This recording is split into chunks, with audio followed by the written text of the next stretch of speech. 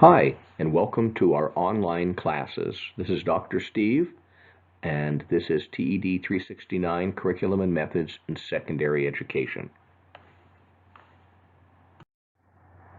In today's class, let's focus on the importance of teacher questioning and question sequences. Let's look at types of questions and question sequencing based on three different bits of research. Let's look at Knight's 3 levels of questions, Marzano's 4 levels or 4 types of questions, and also Bloom's taxonomy. The use of questioning in the classroom is a very valuable aid and tool to be used in teaching and learning that's going to be effective. Well-formed questions by a talented teacher has many benefits. Number 1, you can help students develop their own critical thinking skills. Number 2, students can demonstrate their understanding. It also allows teachers to continuously check for understanding of students. Number 3, provides an opportunity for students to elaborate and adjust their responses live based on the discussion that's going on in the classroom, based on what the teacher is doing, based on activities happening in the classroom, so they can learn more, they can elaborate, and they can also put forth their own insights. Bottom line there is they learn at a deeper level. And finally, questioning is a great way to engage students in learning. When you look at questioning, it really is one of the easiest ways to convert passive instruction, it would be lecture, teacher-oriented instruction, direct instruction, and convert that from a passive to more active learning. But in order to do this, a teacher has to be skilled at this. A teacher has to be planned out and purposeful in what he or she does. So in today's session, let's start considering this issue of questioning. Depending how it is used, questioning is a powerful tool that teachers can use to help students better understand and acquire content. So again, if it's used in a skillful way, for a teacher who's just going to add additional questions, that may not have that same positive effect. The teacher has to be planned and purposeful. So let's begin by considering Knight's 3 levels of questions. Knight suggests that if classroom conversation is dull and if it's kind of lagging in terms of energy, it's often because the teacher isn't using the right types of questions. And the challenge, he states, for teachers is to stimulate engaging discussion and make it more high energy. And he suggests that we can do that by examining the type or the level and also the kinds of questions that we use in the classroom. Knight describes that overall there are really 2 types of questions, and then variations follow. The 2 types are open and closed, also known as divergent and convergent questions. If something is a closed question, we're talking about something that has a finite number of responses, and many times there's just 1 or 2 possible responses. For example, when was the attack on Pearl Harbor? Well, we're looking for a very definitive response here. If something is true or false, we're looking for a very definitive response here. So those are closed questions. Open questions, by contrast, have unlimited number of possible responses. So for example, in history, if we were to ask, what would you do if you were the president when Pearl Harbor was bombed? Well, there's not one answer, and if we use this carefully and skillfully, we can lead students into thinking and improve critical thinking skills as we're asking them to think through and prepare an answer. Realize that Knight suggests that both questions are positive, but they both have their place, and there's a right time and a right condition to ask both of these different questions. To consider this further, right-wrong questions, true-false questions, these are all closed questions. And the purpose of asking these questions during direct instruction is to determine whether students are understanding something. Are they acquiring the information? Do they have a good understanding of the material? By contrast, opinion questions are open questions. There's no right or wrong answer. You're asking the students to judge something, to make some points and then back up their claims and explain them. Now, these questions, the opinion questions, or all open questions, are effective catalysts for conversation. So if you want to really get a conversation going in the classroom, these open-ended questions are much more effective. Again, the closed questions are to determine understanding. So we're looking at very quick, and we don't want to, we want to check for understanding. We want to engage the student, make sure that they're keeping up with us in the direct instruction, and then we want to move right along so we do not interrupt the direct instruction. I cited some research here to indicate that it's estimated approximately 80% of questions asked during instruction are these low-level closed questions, questions that deal with fact, with recall, or at the knowledge level. In mathematics instruction, many times instructors will strictly deal with closed questions. So we're all familiar with that, and that's typical in that content area. But here's an example. Take a look that even a math teacher in this content area can say, I'll turn a typically closed question into an open question. Instead of asking which of the following numbers are prime numbers, maybe make a word, like a word problem type of question. Fred thinks the 57 and 67 are prime. Because of this reason, someone else says he's wrong. Who's correct? Why? Instead of just asking, find the LCM of certain numbers, typically done in math instruction, maybe open it up by saying, why can't 48 be the LCM of 18 and 24? So in all fields, in all domains of instruction, we can turn some of our closed questions into open questions and further engage and more deeply engage students in learning. So to summarize Knight and his research, he suggests that during traditional lecture or direct instruction, ask a lot of closed questions, like true, false, right, wrong, knowledge level questions, where students have to just reply with recognition of definitions and recognition of the content. He suggests that we ask these questions to check for understanding and also to keep engaging the students and keep them actively processing during the direct instruction. He also says ask many questions during lecture. I listed something from CEC. It's a little older research, 1987, but it's interesting that they had suggested that maybe an instructor should ask about 4 questions every minute to maintain student engagement. Now that's interesting. That it may seem excessive, but the thought here is keep engaging the students, engage them often during a lecture instruction, direct instruction, and make sure that you're using closed questions so that they are short, they're responded to quickly, and so that you are not getting far off topic or you're not losing momentum during instruction.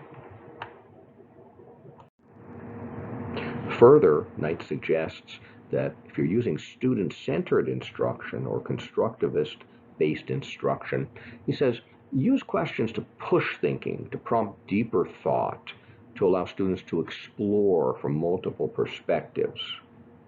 But he also cautions when you're asking the open questions like opinions and big idea questions, they do prompt powerful conversation in the classroom and positive discussion, but don't ask too many at one time because otherwise students will get focused on that and you can take them away from the rest of the overall learning going on in the class. On our Blackboard page, I have posted these links. These are both links to YouTube videos that represent examples of teachers using questioning effectively in the classroom.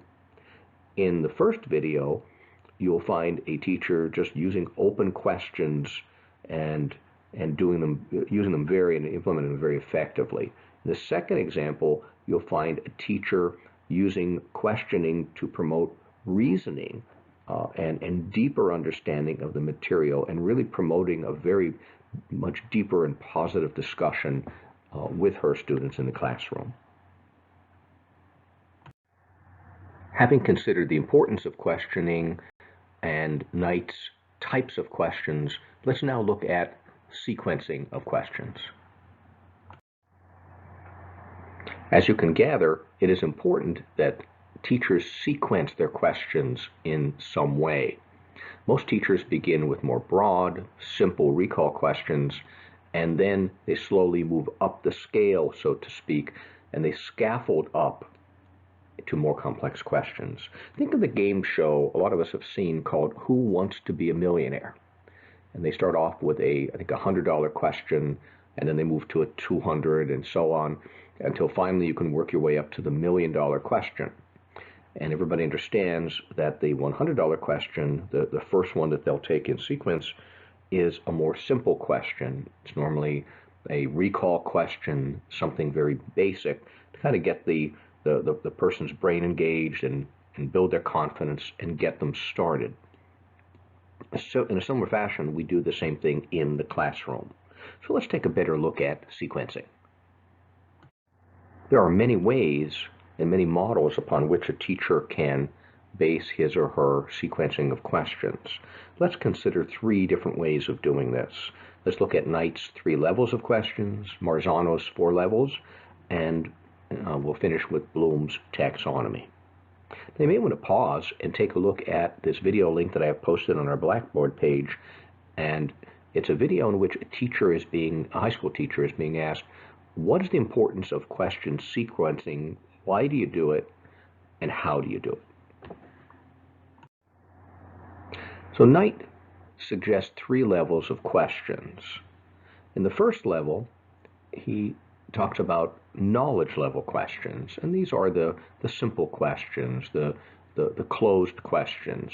And the idea here is to have students remember information that they learned. So for example, what are the 5 steps of something that we learned, or what does this particular vocabulary word mean? His second level is skill, and in this level of questioning, teachers are asked to ask students to apply their knowledge of what they've learned into new situations and new settings. So for example, if we already learned about the Vietnam War, well, what are the implications of that? What could that mean for future United States foreign policy?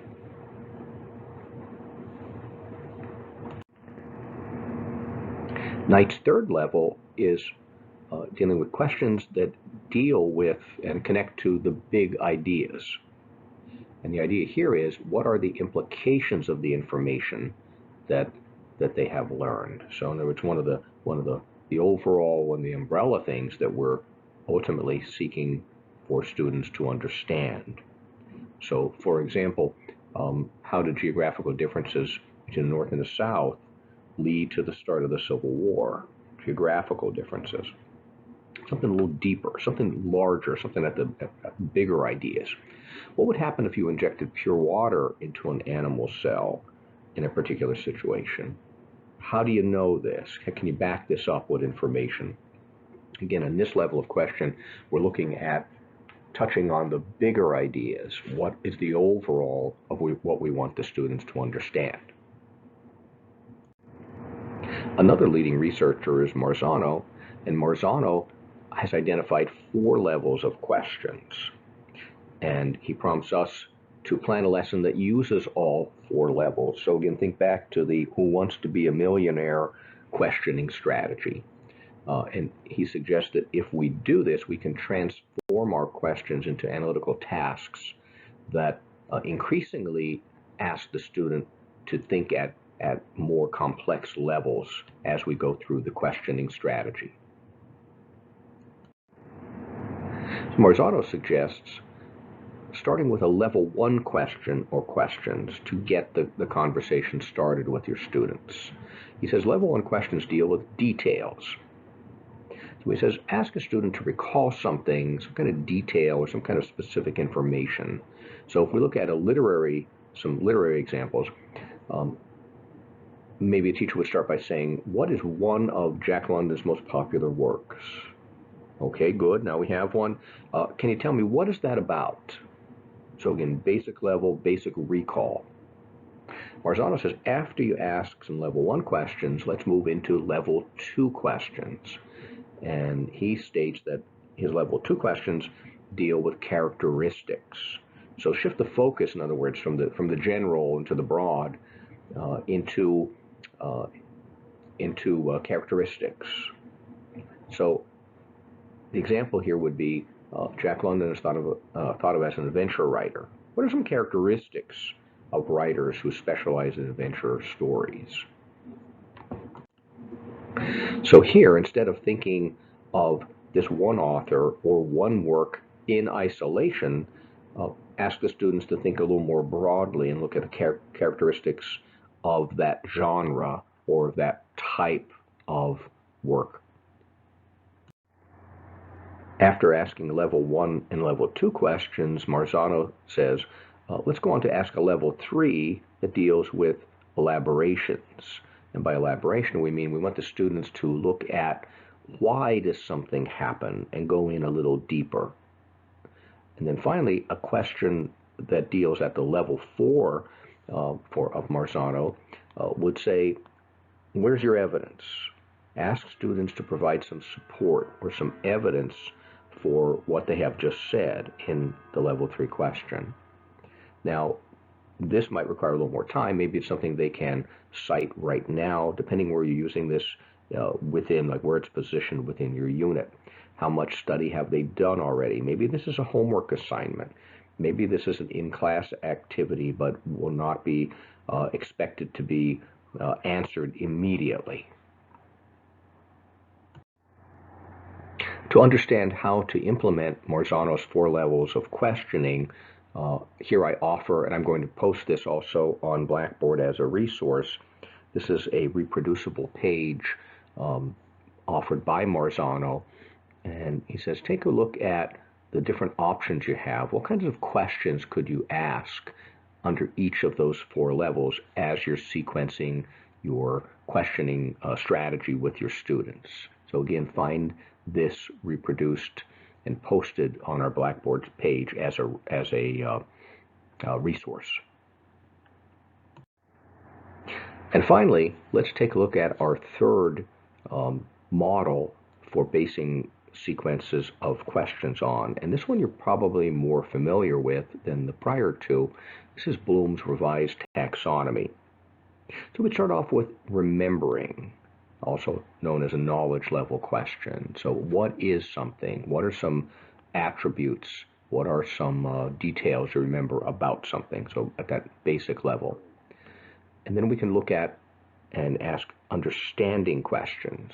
In the original Bloom, they would be known as comprehension questions.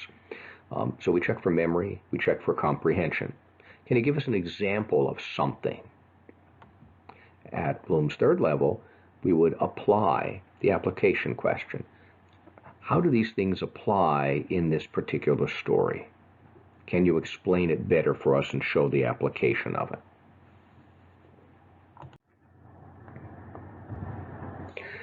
The fourth level of Bloom would be analysis.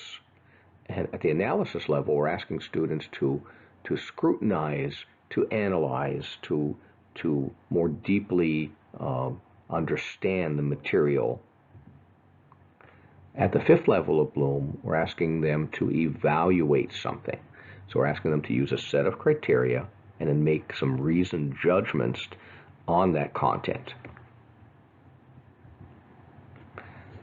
Bloom's sixth level is creating something. So we can ask students to construct something new. It could be a technologically facilitated or based item. It could be some product. It could be some non-technologically based product too. So for example, create a voting system, create a system of something. Tell us how you would, what kind of model would you create to do something. This is another page that I will post on our Blackboard page as a resource. And these are the different types of questions based on Bloom's taxonomy that a teacher could use. So looking at all of those levels, what might we ask? What kind of verbs could we use as we're creating questions?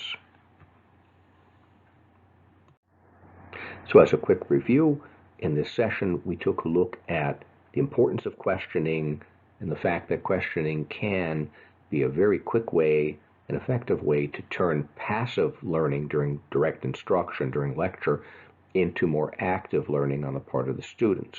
And we looked at Knight's 3 levels of questions and his strategies.